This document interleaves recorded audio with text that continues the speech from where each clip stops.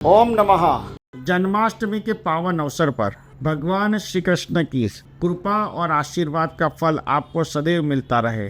भगवान श्री कृष्ण के जीवन से आप दो बातें सीख सकते हैं। पहली बात, जब तक लड़ाई झगड़ा क्लेश कंकास या युद्ध टाला जा सके तब तक उसे टालने की या रोकने की कोशिश करनी चाहिए। युद्ध का मतलब है दुनिया के साथ है कि आज दुनिया में जो वर्ल्ड वॉर की परिस्थिति हो रही है उसे दुनिया के देशों को टालने की कोशिश करनी चाहिए।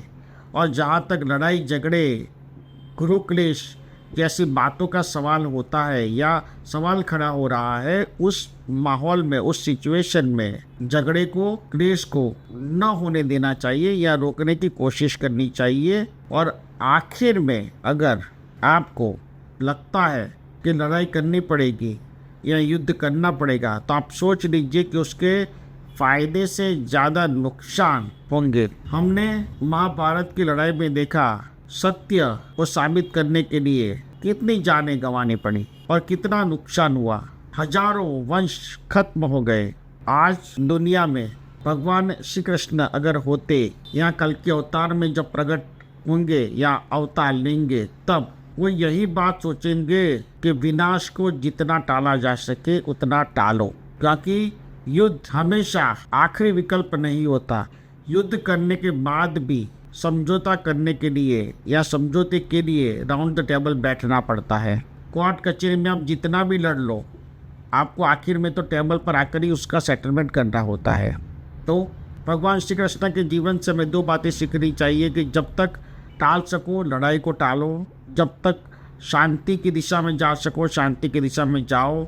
अगर रन छोड़ना भी पड़े यानी सिचुएशन से एस्केप भी करना पड़े, अगर लड़ाई नहीं हो रही है तो ऐसी परिस्थिति से एस्केप कर जाओ ताकि उस माहौल बिगड़े हुए माहौल से आप निकल जाओगे और सामने वाला इंसान भी लड़ने के मूड में से बाहर आ जाएगा। जन्माष्टमी के पावन अवसर पर भगवान श्री कृष्ण के जीवन से हमें ये बोध लेना चाहिए कि गीता के उपदेश में उन्होंने यह कहा है कि जो भी हो रहा है या जो भी इस दुनिया में घट रहा है अच्छा या बुरा वो सब मैं ही कर रहा हूँ, यानी करता मैं हूँ। यानी खुद को करता न समझकर ईश्वर को, आप जिसे फॉलो करते हैं, आप जिसे ईश्वर मानते हैं, जिसे इष्टदेव मानते हैं, वो आपके जीवन में करता है, ये समझकर अपने जीवन को अच्छी दिशा में अच्छी तरह से आगे ले जाए।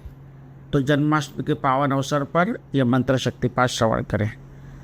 ओम प्रदम प्रदम विंदामः श्री कृष्णाय नमः, कृष्णाय वदवाहि वदवाहि श्री कृष्णाय नमः, प्रज्वः प्रज्वः श्री कृष्णाय वदवाति विंदम नमः, तुम्भ्यं तुम्भ्यं श्री कृष्णाय वादस्यानि नमः, प्रकलम श्री कृष्णाय रक्षामि नमो नमः। ओम नमः।